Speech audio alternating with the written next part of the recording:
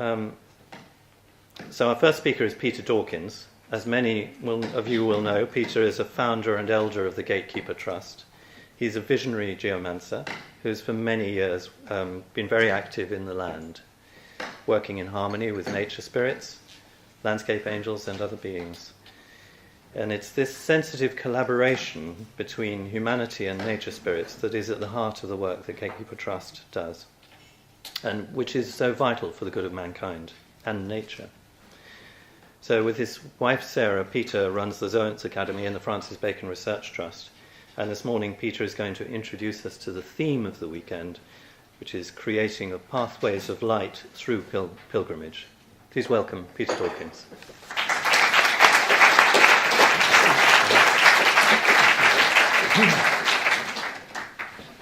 Hello again, and hello everybody. And are you very awake and conscious this morning? Yes. How conscious? Fairly conscious. Going on the range from 1 to 10. Who's about at 5? Yeah. Who's up at number 9 or 10? Oh, great. Who's a bit down at 2? Okay. But we're conscious, aren't we? We're aware we're conscious human beings. So the point of this whole weekend really is, if we're conscious, why isn't the whole of nature conscious? Well, hopefully you'll answer, well, of course it blooming well is conscious. You know, everything is conscious. The whole universe is conscious. And modern science is actually getting to that point of proving it. Modern science has set out to prove these things, but it's caused a lot of disbelief in people. And I was talking this morning at breakfast about this. The importance of belief is very important. Never suspend your belief. Belief is something that think it might be possible. Then you set out to prove it. Is it real, or is it just fantasy? But never stop your belief. Well, if you say, "Oh, I don't believe that," you block the whole situation whatsoever. And years and years ago, and I started out on this when I was quite young, actually, 3 or 4. I think I got aware of it fully. I was aware. I was always talking to my guides and my beings who always walked by my side. You know, I could see them clearly. As I got a bit older, I realised other people hadn't a clue who I was talking to, because they couldn't see them so easily. So I gradually learned to shut up, because when you get to school in those days, if you talked about your guides, your spiritual guides and the angels, you'd be told that you were stupid, it's just imagination, and behave yourself. So I learned to shut up. And then during the 60s and 70s, I was researching a lot of the work in the landscape and so on with the help of angels. And I learned to do it very quietly, only shared it with a very few people, and waited until a certain group came along, which turned out to be the first Gatekeeper group. And then I knew it was all right to share more widely. But I had to wait for the right time, because in those days, if you think back, those of you who, as old as I am, go back to the 60s, you would talk about angels, you could be locked up in a loony bin, as they called them then. But 30 years later, it suddenly became all the rage in magazines everywhere. Suddenly everyone was writing, talking about angels, whether they'd seen them or not. Just, it was the thing, like a fad. And then the magazines, it passes, and the media has a fad, and then it goes on to other things. But I thought it's very remarkable. It took 30 years, really, from my point of view anyway, to be able to talk more openly about these things. And now for a lot of our world anyway, our Western world, it's fairly easy to talk to somebody else. I've seen an angel this morning, or I've seen so-and-so this morning, or whenever it is. So that's the progression of consciousness, isn't it? It's progression of consciousness, and getting rid of that, "Oh, I don't believe." You get rid of that and say, well, it might be. Keep an open mind. That's what one of my mentors, Sir George Trevelyan, who had a big role in establishing Gatekeeper Trust, that's what he used to say to everybody. just keep an open mind. You don't have to agree with it straight away or disagree with it straight away. Just let it rest there until some sort of proof comes up to say this is right or this is wrong. Keep that belief that it might be possible. And maybe everything's possible. Who knows? Now scientists are saying our consciousness actually affects even matter. Experiments are affected by our consciousness, our focus. So it's quite an important thing, this consciousness. And then all nature is consciousness. Everything, the whole universe is conscious. Old wisdom traditions always said this. It's only modern world, or maybe people always have not really believed it. But now modern science is actually breaking into that realm. We're all connected by an energy field, whether you call it magnetic. They're talking now about gravity fields carrying consciousness and genetic material. The electromagnetic fields especially doing this.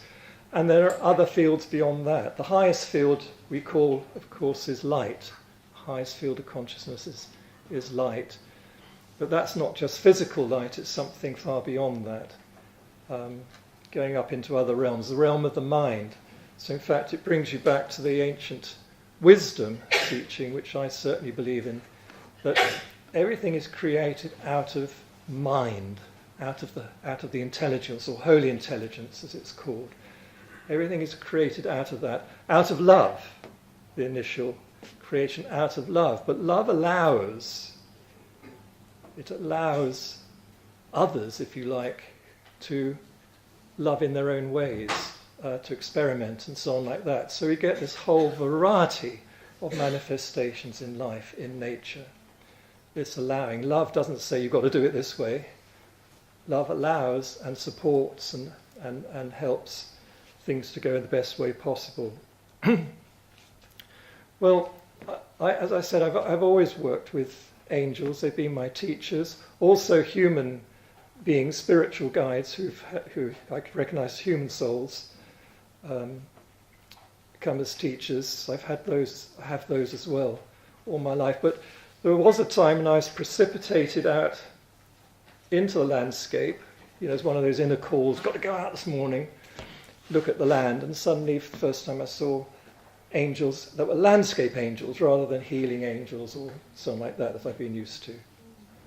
And they've been my teachers, very much my teachers, because I've been put onto that path of work that's concerned with the land, with the landscape, and the importance of it.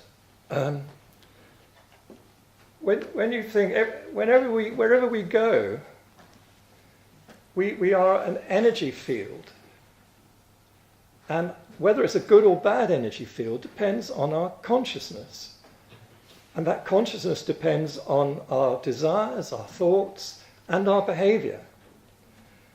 So you can either have a good consciousness or a bad consciousness. And wherever you go, you're affecting your environment with this.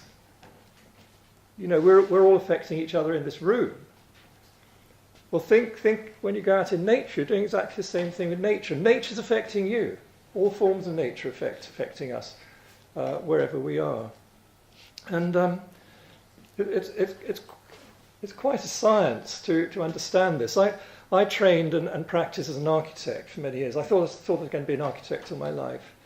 And in architecture, you're designing forms, call them buildings if you like, but they're spaces for certain things to happen in each of those spaces. So say you want a dining room, for instance, in your house. You design the space to be the most practical possible for eating in together in the way you want to eat. Now, if somebody came into that space and started using it a different way, they'd find it more difficult because the space isn't designed for that. And that will affect the consciousness of the room. Whereas if you go in and you use it as a dining room, then that room, the consciousness of that room will think, yeah, this is what I'm designed for, I'm happy. But then, of course, you've got to eat in the right way. You've got to eat in a happy way, merry way, and so on. If you just argue all the time at your dinner, you know, that's going to affect that room, that environment. The room becomes a bit unhappy because you've been unhappy at that table. So I'm sure you've all had the experience of going into houses or buildings, and sometimes you think, oh, it's a lovely space. You know, it really feels good. I'm very happy here. And you go into somewhere else, you think, oh God, this feels awful. And then you try to think, why is it awful? What's happened here? Has there been a murder or something? You know, we think all sorts of problems, but actually it just might be constant arguments, not a murder, constant arguments that go on. You know, people have been unhappy there. And but to get to know how this works is a science. It's a science to know certain spaces are good for certain things and not for others.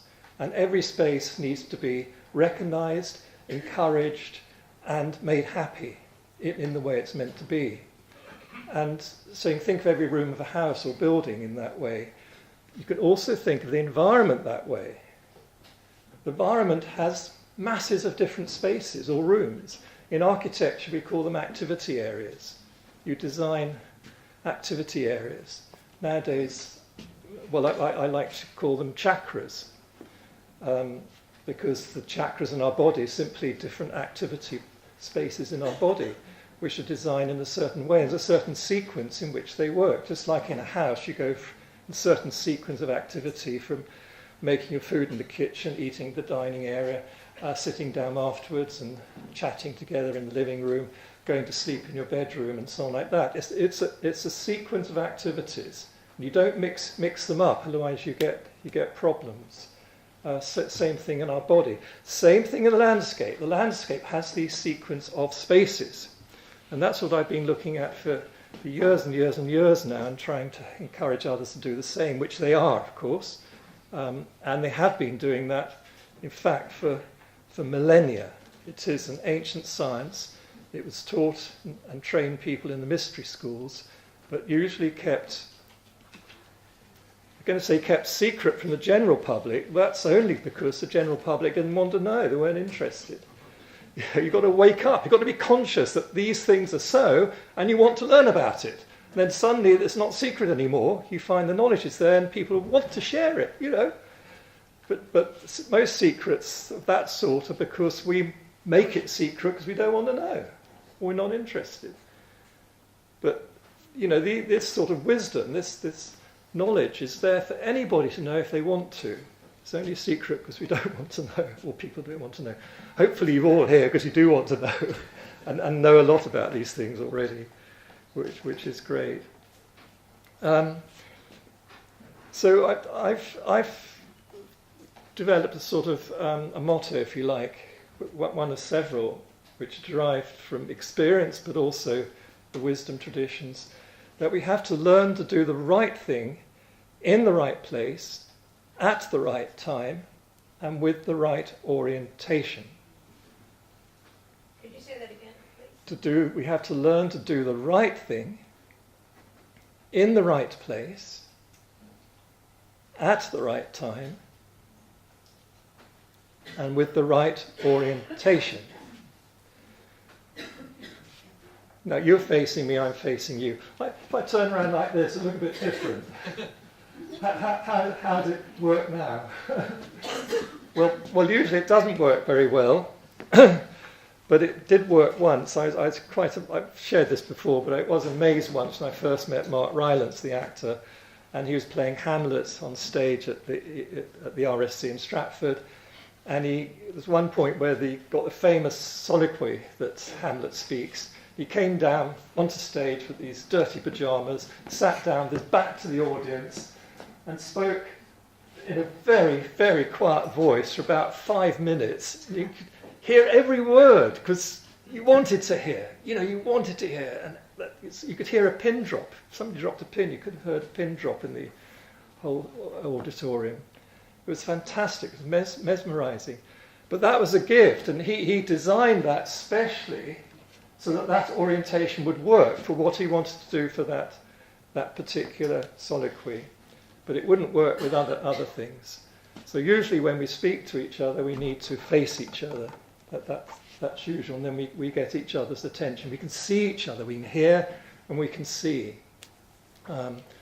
And these two things are very, very important. But orientation doesn't just mean which way you're facing.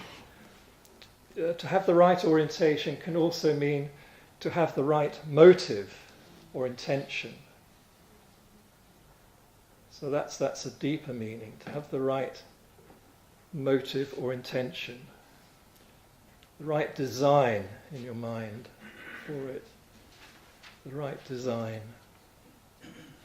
And that takes us into the whole idea of nature. Nature is a magnificent design.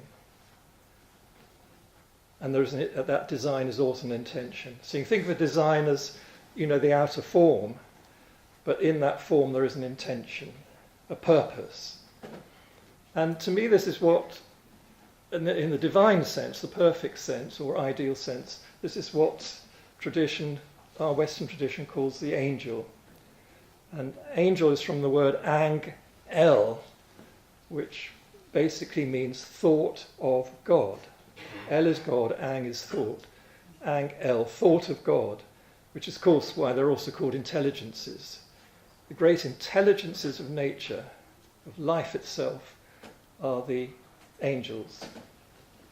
Angels and archangels and so on. They're the thoughts of God, and it's possible for all of us to tune into that. You just have to use your heart consciousness to get there, open your awareness up properly in love, and you're suddenly in tune with the angels, the God thoughts, because the God thoughts are good thoughts. So get yourself into that state of goodness, real goodness, which is a state of love, state of goodness, state of love, honouring, respect for everything.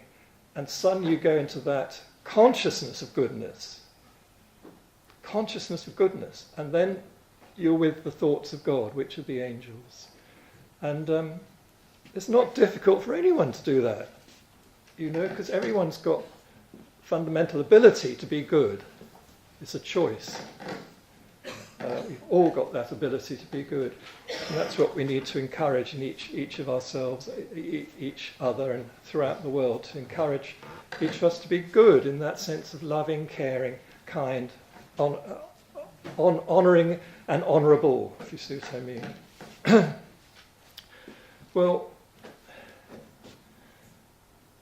at that level, if one develops the clairvoyance to see it, that level of thought and existence, because everything exists because of thought. We're all thought forms, basically, but we're thought forms that have created a more dense form around us.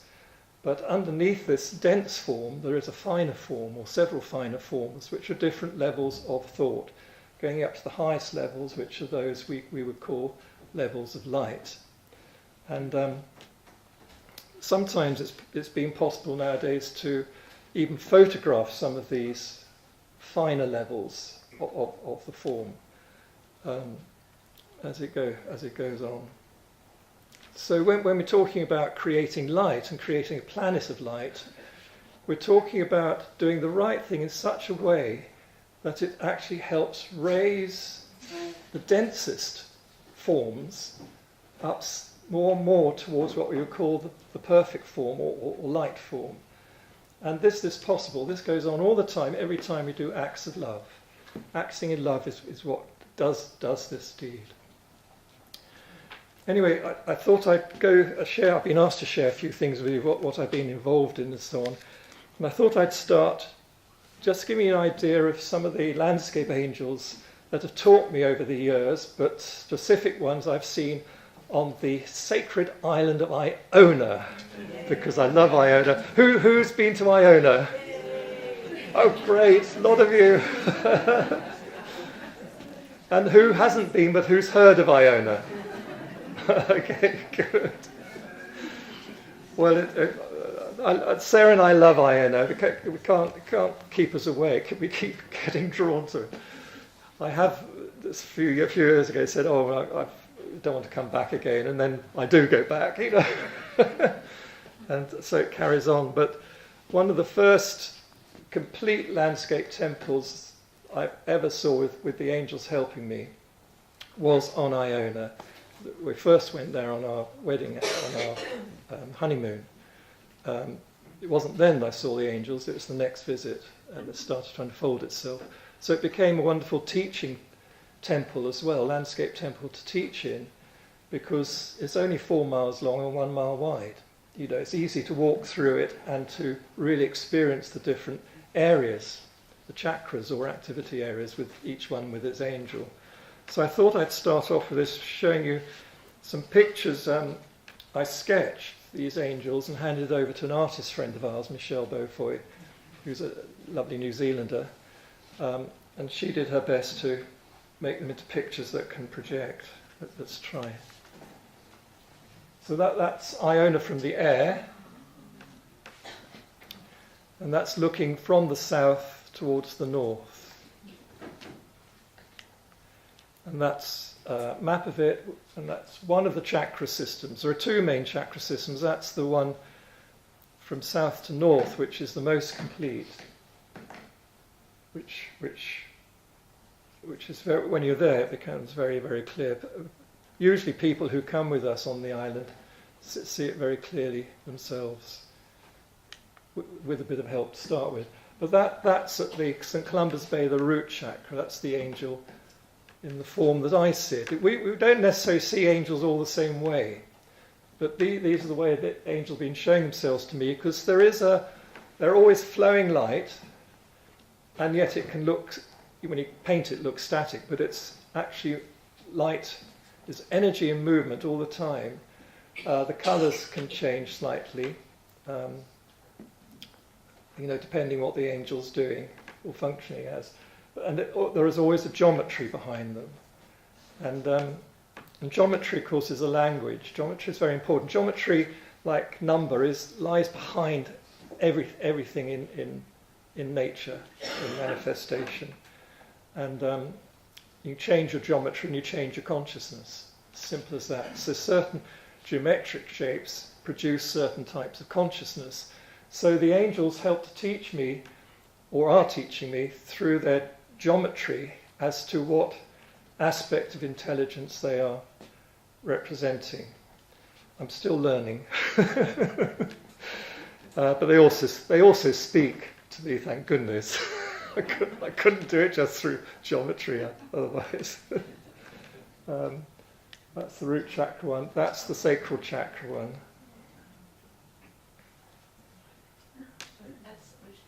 The sacral chakra. If it start at number 1, going up to 7 at the top, this is number 2.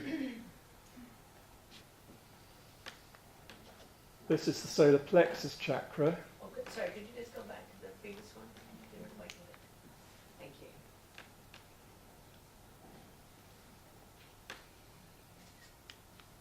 And this is the solar plexus chakra, which is focused on the eminence, those of you who know Iona. Very, very beautiful angel. And then the heart chakra angel. Could you just go back again? No, you can find these pictures on my site, so don't photograph them. And on the video. And on the video, they'll be on the video, so don't worry. These are only sketches, really. There's far more to these angels than what you can see, but this is one. There was one day when I was suddenly called out in not very nice weather by the heart angel to go to it. And I got within, well, they couldn't get right up to it. I was stopped and told to paint it. And I sat down to paint in this pouring rain, almost impossible. But of course, by painting, once if anyone's who's painted or drawn, you actually have to tune in more, don't you? You're tuning in to what's there. And so that's all the angel wanted me to do, to make the effort to really tune in deeply. And then I saw that all that gold light coming from him, I actually saw coming down, flowing down to the ground, and then flowing towards me like a golden river of light, flowing towards me till it's all around my feet and legs and so on. It was wonderful. It was loving. It was love. Angel pouring out its love to me. It's another way angels can greet us and communicate with us. Do you see them But- all the time, Peter? You know, like whenever you're there, do you see them always? Or do they come and go? The question is, do I see them all the time, or do they come and go? I think the answer is really it's based on my own consciousness. And so I have to make the effort to tune in. Like if I do now, I can suddenly see the angel, your guardian angel of all of you here. But then to pick them out exactly, I've got to really tune into either one of you or the other to get it right. But I'm aware in an overall way, if you like, of these light forms. But I had to make that effort just then to do it. And same with my own angel, make the effort to tune in. There it is. I see it. I hear it, feel it. Comes from feeling first, intuitive feeling, and then you listen, become aware. By listening more, you become more and more aware. And if it speaks to you, you hear it speaking, and then you learn to see it. You have to use your gift of imagination to see it. And all the time, something will be speaking to you, saying what it looks like, and so on. And eventually, it becomes so easy. It's instant. Becomes instant. But when you're training, learning, it might be a bit slower process to do that. Just like as an artist, you have to tune into what you're drawing or painting, and especially with painting. And you have to listen until you get the shapes right, the colours right, and so on like that. So all the time, something's speaking to you and saying, it's like this, I'm like this, and so on. And then you get it right.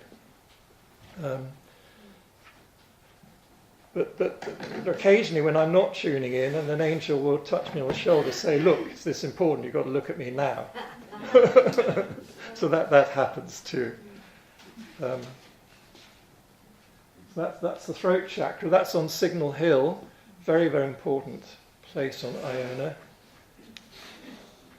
And that's the brow and the crown chakras. They're very close together, which is why I painted the angels close together there. The crown chakra is a complex one. It's one big angel with three smaller ones at its feet, like a trinity. At least that's how I see it. And I more or less see it fairly much the same every time I go. There are slight differences always, because angels evolve like we evolve. But angels are perfect, but they have their purpose. So their evolution is to do with fulfilling their purpose. And that's where we can help them. If we don't do what we're supposed to do in those areas, then we're not helping them. But every time we do something that's right for the area that they're in charge of, that they're the intelligence of, when we do the right things in the right place, in other words, in the right timing, then the angels can evolve a bit more. And that's how everything works, I think, in the universe. And of course, as the angels evolve more and more, well, I'm going to say, this is my belief, life gets better. Help the angels evolve more and more. They're already perfect. We're the ones that make the mistakes and so on, because we're allowed to do that. But once we get it right, then life moves on to a higher level, if you like, a possible manifestation. But then, of course, like in the mystery schools, the higher you go in initiation, the more difficult the tests become. So you have to take that on board as well. So I'll come to that in a moment. So those are the angel Iona, and they make a sequence of the chakras. Each one is associated with a chakra of the island. So it's that area of the island will fulfill its purpose according to the intelligence of that angel, if you see what I mean. That's why I found as an architect, I gave up architecture partly because I thought there has to be a science of knowing what to build where, in the right way. You've got to do the right thing in the right place. And so much of modern architecture has developed so fast with wrong activities in the landscape. They shouldn't be there. Move them somewhere else and they'd work really well. But put them in the wrong place, the whole area becomes polluted with bad consciousness. because it's the wrong activity, people are unhappy there, the businesses are unsuccessful, and you've got problems. But if you move those businesses to the right place, they flourish. It's as simple as that. It's an easy science. And it used to be known by people who are in the past cultures. They used to know this. It's a modern world that's lost sight of it, or partly lost sight of it, because there are a few wonderful people, intuitive, inspired architects and planners and so on like that can get it absolutely right. But it's a struggle. Now, just going back to another question is, what's the difference with the work we're doing, focusing in Gatekeeper on the idea of pilgrimage and light centres and doing something in a place or moving between places? What's the value of either of them? What's the point? And so I want to take you back to some basics. There are, if you like, two polarities, aren't there, of life? There is, well, right back to the beginning, there's the unmanifest and the manifest. So the unmanifest can be thought of as that absolutely still point, total stillness. Nothing's happening. Well, in our terms, we can be totally still like that, but because something is still happening in us, our life processes still go on, but we can be still and go into that wonderful meditative space of stillness. And there we have a chance to contact something what we might call the source of life, something very, very deep, that still point. But then to manifest anything or get anything done, we have to move. Whether it's our mind that's moving in thinking or our whole body moving in action, activity. So there is the stillness, and then there's the movement, and then there's the result of that. And it's interesting, I don't know how many of you know the Bible we have, from the Hebrew scriptures. In Genesis, the first chapter of Genesis is all about the creation of the universe. And it starts off with the idea of total stillness, the no thing, nothing, there's no form. The darkness lies upon the face of the deep. If you try and imagine that, it's just a void, dark void, totally still, a nothingness. And yet it's got all potential in it. Total stillness. And then you've got the idea of the darkness on the face of the deep. You've got the idea of polarity in it. And then that polarity is called something different as a movement begins. It then goes on to say, and the Spirit of God, which can also mean the breath of God, moved upon the face of the waters. So the darkness has become a movement, a breath, and the deep has become now called the waters because it's being moved by the breath. The one creates the movement and the other responds to it. It's the two work together. I see it as a love poem, actually. They're making love. Two beings are making love. Or two aspects of the one making love. The Spirit of God moves upon the face of the waters. Movement. Then God says, let there be light. Movements followed by sound. Vibration. Sound. Let there be light. And it's lovely, this word let is so important. It's allow, it's asking permission, let there be light. Shall we, if you're making love, it's sort of, shall we have a child sort of thing. And then the response obviously is yes, let's go for it, because then there was light. The light is born as the result of that request. Let there be light, and there was light. And God saw the light, that it was good. And the word God actually means good.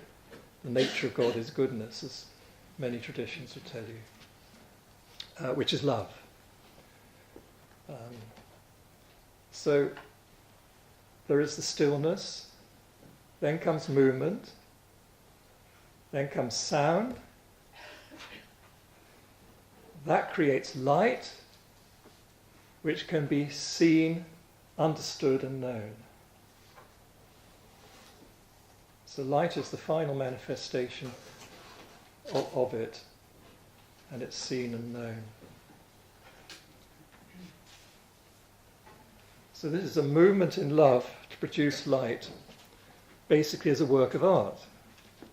Because the universe, all nature, can be seen as a wonderful work of art that's continually being created all the time.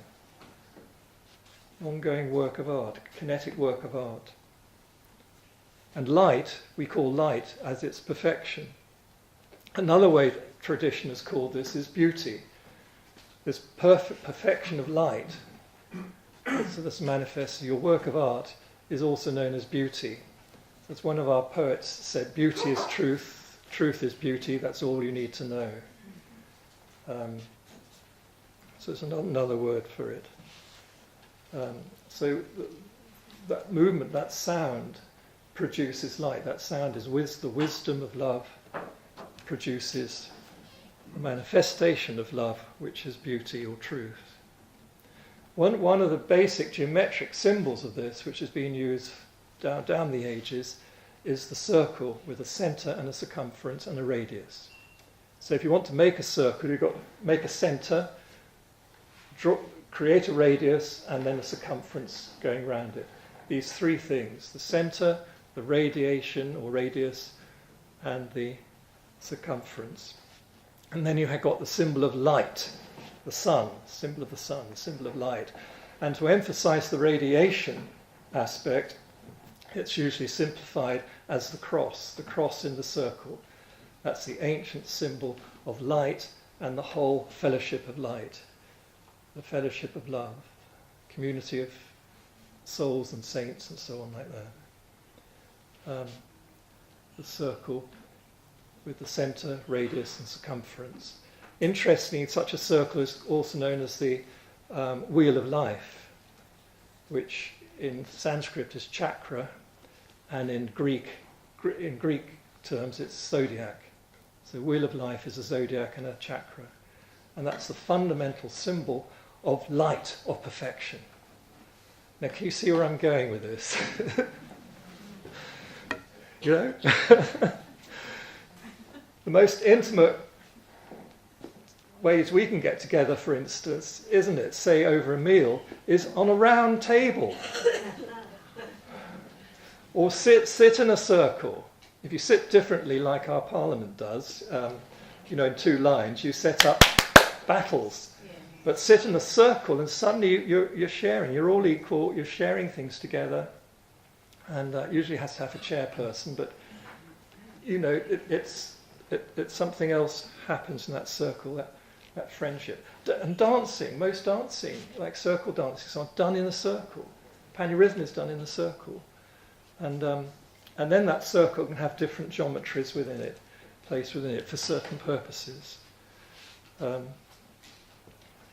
So you could say this sums up all of life, all the manifestation of life. The circle with the centre, the radius, the circumference, and that's light, that's the sun, and so on. And then it also relates to place and time, because to make a circle you've established a place. But the circle, it also relates to time. Time is a cycle. Cycle we represent by the circle as well, and movement. Moving around that circle, you're moving in time. Or moving from the centre to the circumference and back again along the radius, you're moving in time.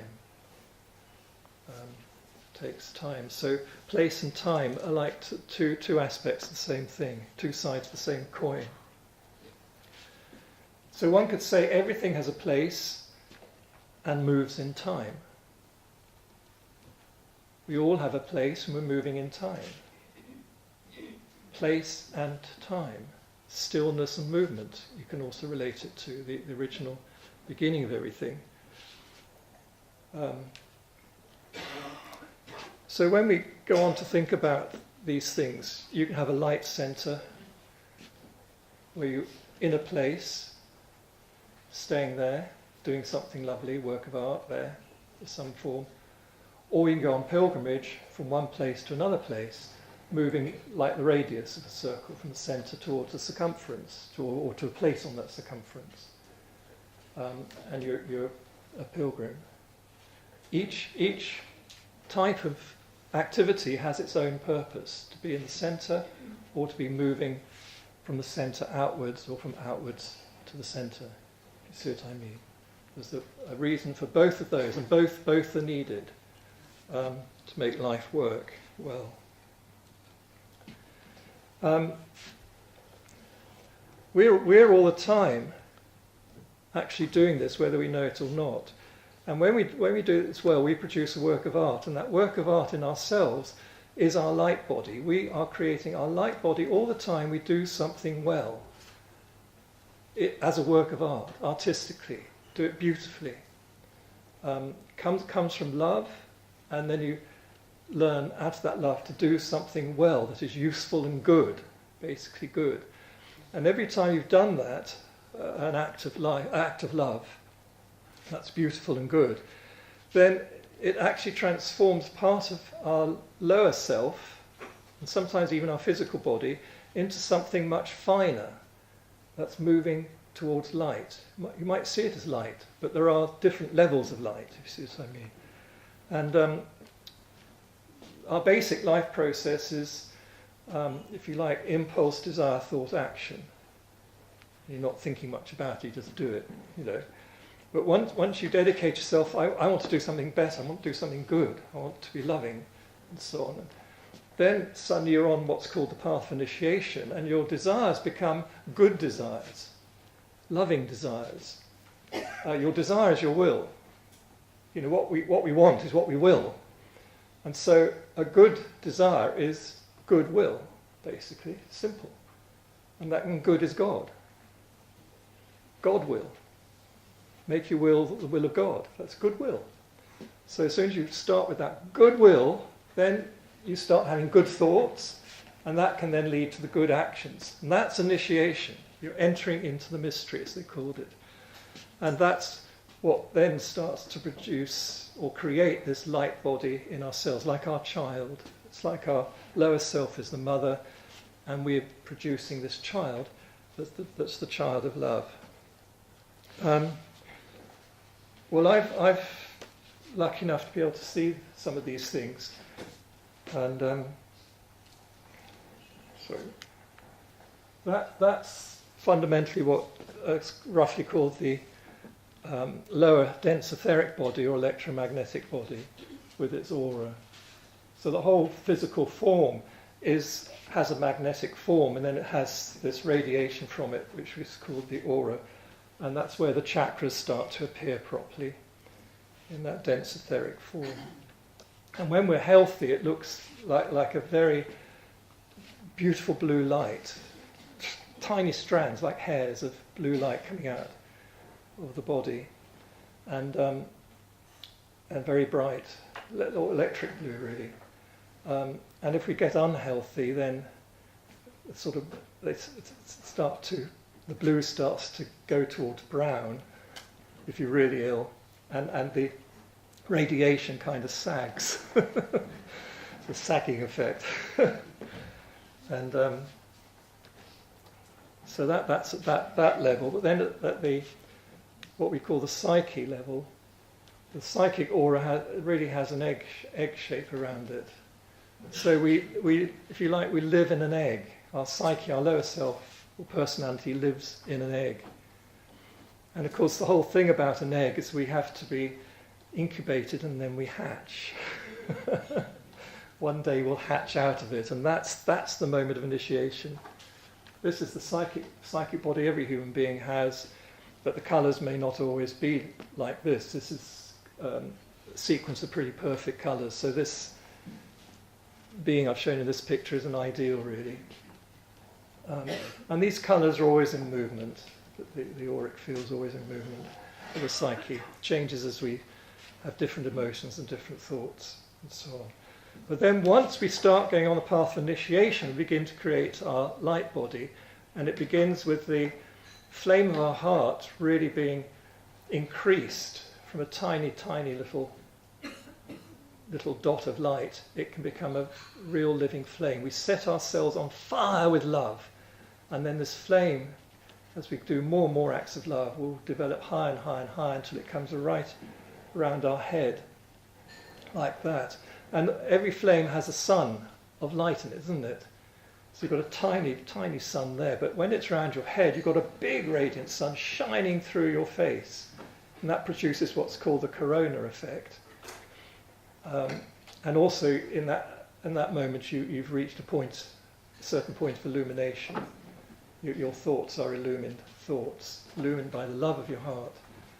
And it's called in the Bible it's called the countenance of the Lord.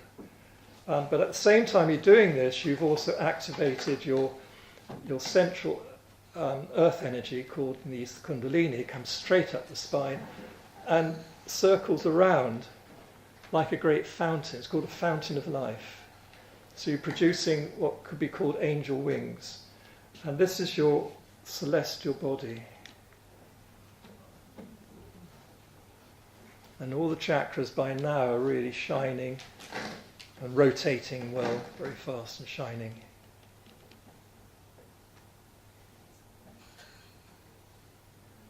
So very often when painters have painted this around people, they don't. This heart flame is such a fine light; it can almost appear invisible.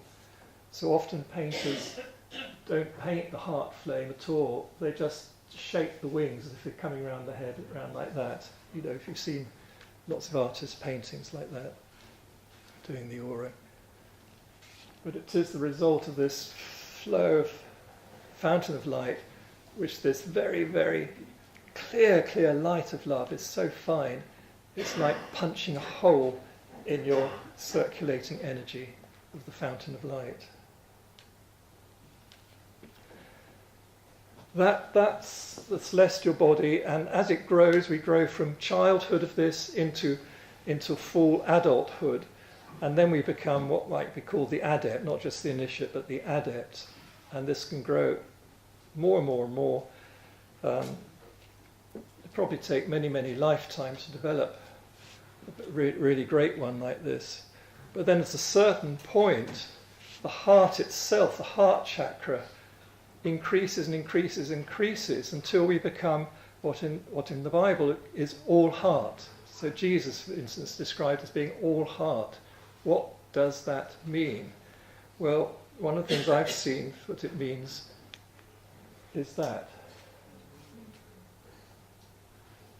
a huge sun of light, the final, well, I think it's the final development that we can become, that the highest light body that we create, the perfect light where we become sons, S-U-N, of God. Lights of love. But first of all, we have to create the celestial form, the angelic form. Because once we've created that fountain of life, we are manifesting our angelic spirit.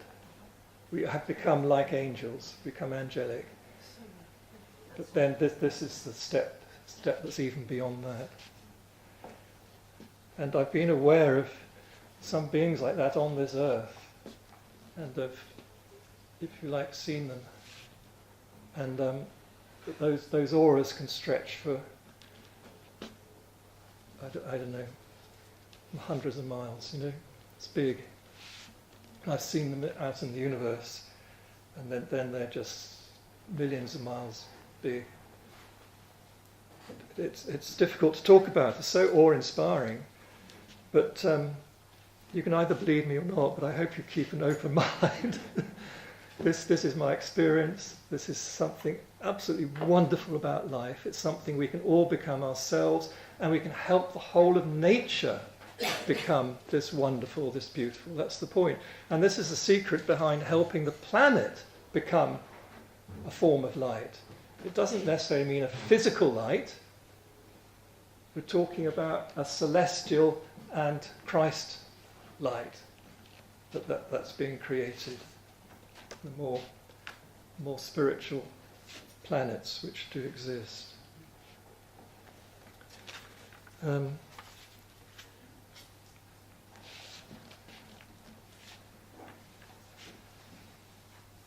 How do we do this? It's a work of art. All of this is a work of art.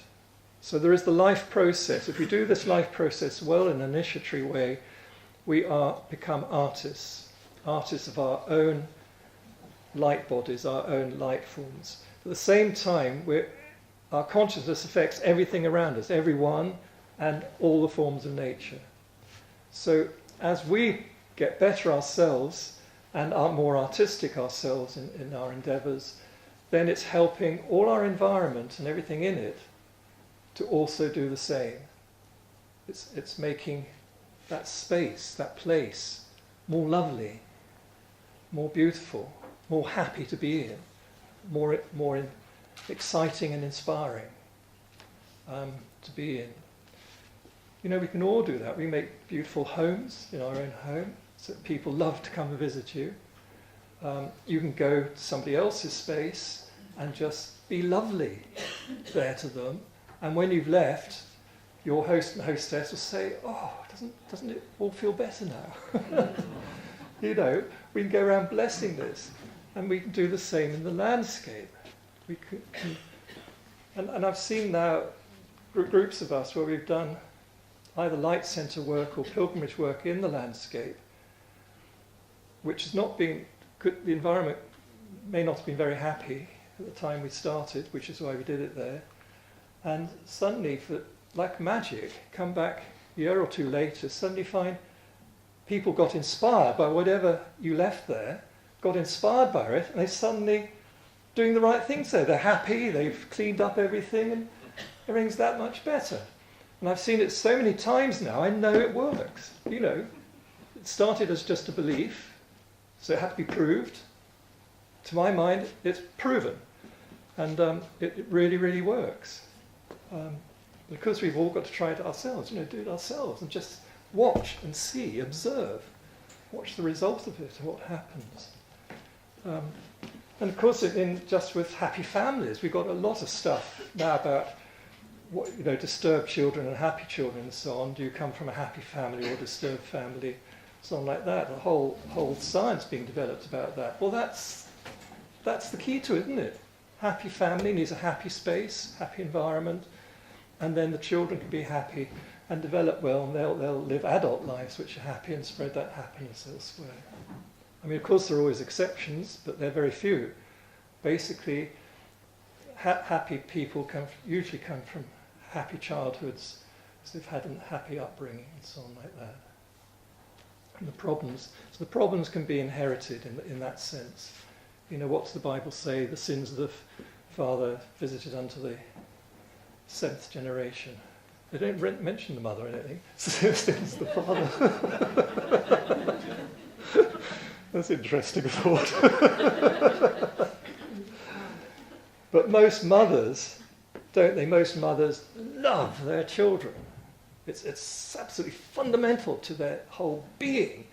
Whereas fathers, well, good fathers always do love in the same intensity, but fathers haven't got quite the same role. They haven't borne the baby inside. They haven't got that fundamental physical link with them that the mothers have. So it takes a bit more effort for fathers to be as loving as the mother. And I think that's why the mother with the child is being a symbol of beauty, a symbol of truth for so many, several millennia.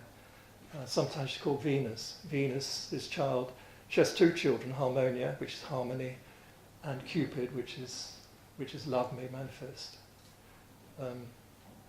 So that's always been the symbol of truth, the symbol of the perfect beauty manifest on earth, that idea. And I think it's a very good symbol of it. Doesn't mean to say men can't also be the same, but it's easier to see it in a woman with her child as the mother.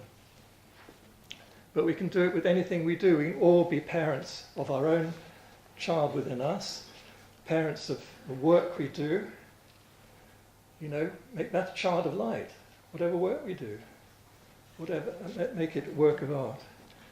Well, arts generally could be summed up as a mixture of movement and sound. We need the language to understand each other, and movement and sound go together. And that then becomes poetry, storytelling, prayer, chant, music, song. And then that can be developed further into ritual, dance, pilgrimage, drama. And sacred drama is what's called the mysteries, where you're acting something out with deep, deep wisdom behind it on the right part of the landscape of the world. You know, actors on the stage of the world, as Shakespeare says. You choose your spot to perform what you need to perform. And be in the right place at the right time, and so on. And then it can also be with more static creations, works of art, like drawing, painting, sculpture, and architecture, and so on. No, arts generally, but they're all summed up by the traditional 7 liberal arts and sciences. Liberal is the same as free, 7 free, or the square-based pyramid sitting on the cube, like the Pyramid of Giza is architecturally designed. Only you can't see the cube, of course. That's theoretical. So the trivium is to do with sound and speech. It's to do with grammar, rhetoric, and logic. So that's the first form of expression, if you like. And that then is used. We've got to have that in order to develop the other, the quadrivium, which is the arithmetic, geometry, music, and astronomy. They're real things, but also they're symbols for huge areas of life. They're worth meditating on to come to understand if we're going to be good artists in our life that we do.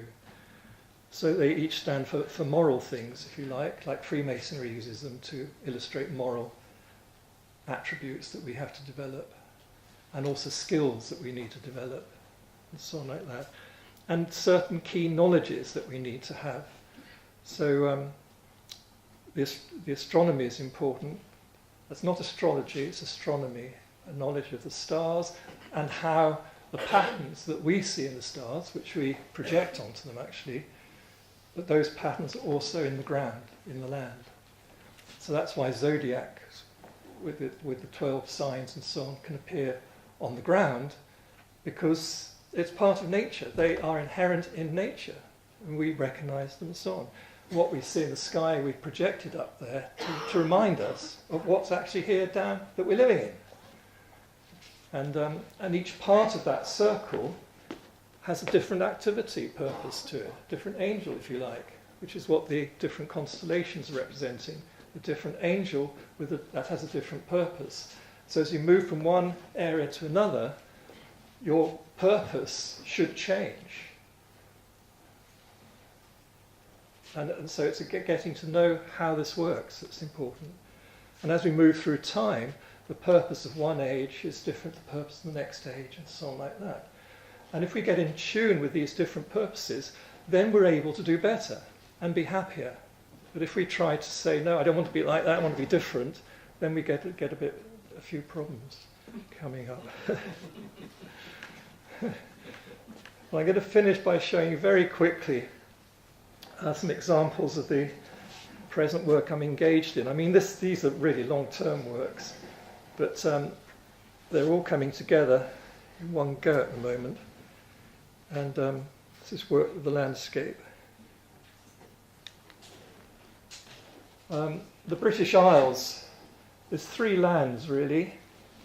Each land has its own angel or archangel. So each of those angels is trying to keep an integral whole in its land and all the people who live in that land and all its nature and so on. It has its own type of consciousness and purpose. And that's why the division in Ireland is so difficult, because really Ireland should be one unit from this point of view. I actually think Brexit might stimulate the Northern Irish to join the Republic of Ireland. I think that's probably what it's all about. And Britain is making the sacrifice to enable this to happen. That's my own perspective, even though it's not conscious. And then Scotland is an integral whole, and it is, isn't it? If you live up there in Scotland, you know you are Scottish. It knows its own sovereignty, and it's proud of it. And the British have kind of lost it a bit down here, because it's kind of rather mixed up, but it needs to recover it, and that's where we can all help. In Ireland, there's a very good record of the landscape zodiac there. But in Britain, it's been largely lost, but not lost because it's possible to recover it. I managed to recover it, which is the British zodiac we're working with now with Gatekeeper. The Scottish one is much more hidden still, but we managed to find it now. But the British one is of huge concern, because out of all these three lands, the one that's in most trouble, I think, is Britain, England and Wales. And it needs to really be helped. And also it's very important, one could see these as the three goddesses, the triple goddess, because the British Isles, symbolised by Britannia. Britannia is a goddess, and she is equivalent to Pallas Athena or Minerva in classical tradition. The goddess of the arts and sciences. She's the 10th muse, the muse of all muses. The goddess that inspires others to be artistic and heroes too. But, as feminine, even in the Roman Catholic traditional knowledge, they acknowledge the British Isles as being the Dowry of Mary. Where did that come from? Mary means mother. They call Britain the Dowry of Mary. Well, Roman Britain is what's now England and Wales, but originally the whole of the British Isles were the three lands together. The goddess, the triple goddess, and I think Scotland's the wise woman, the crone. I think Ireland is the maiden, and I think Britain, England and Wales, is the mother. And that's really important, because it's the mother that produces the child. And I think it is vitally important. So I think with the work in the zodiac, British zodiac, that we can do, bringing our love, our care, our works of art, our dancing, singing, painting, whatever you feel like, works of art at the right time, in the right place, can do absolute magic there.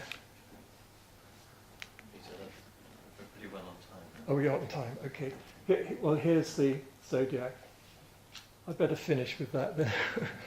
But Sarah will talk more about this tomorrow, while we're working with that. And then the final one. Whoops. The Grail Kingdom, the chakras are what we call the bull of Europe. Europe gets its name from Europa and the bull. And you can see mainland Europe as the bull, and the British Isles as Europa, the goddess. And together they have a child that's called Mercury. Mercury comes from an Egyptian word, Markeru, which means true word. Sound the word. And it relates to the throat chakra, because Taurus rules the throat. And it's the throat that sounds the word of creation. It's what's the most important role at the moment as we start a new great age. Europe needs to sound this word, it's its role to play. And then we found also is the swan, where the chakras of the bull form the wings of the swan. And the myth of Leda and the swan is also about the throat chakra, producing the great poet and the culture particularly. And Leda is the feminine goddess again, the British Isles. And then put them all together, and this is the whole thing with the Grail Kingdom. One could see the Grail Kingdom as the child of the parents. I think that's probably how it is, because that's what links the British Isles particularly to mainland Europe. This Grail Kingdom, at the moment there's a hurt, there's a cut. It's a bit like wooing, isn't it? In a love affair, sometimes the woman thinks the man's getting a bit, keep away for a moment, I could go at my distance, and then the man changes his behaviour, and then the woman comes back again. It's something like that. I think it's a good future ahead, but difficulty to start with. And as the whole story is also to do with the Dionysian myth and so on, where Dionysus is the bull and so on, like the Egyptian story of Osiris. And eventually the key is the truth is shown through the face. And the face here of Europe is Portugal, which is what Sarah and I are working on with some others very hard right now. So there's a fantastic heaven on earth there that the Templars set up originally, and it's the complete tree of life with its chakra system across Portugal. So truth has a chance of being revealed there, and we're all playing parts in this and how it's done. Okay, thank you very, very much.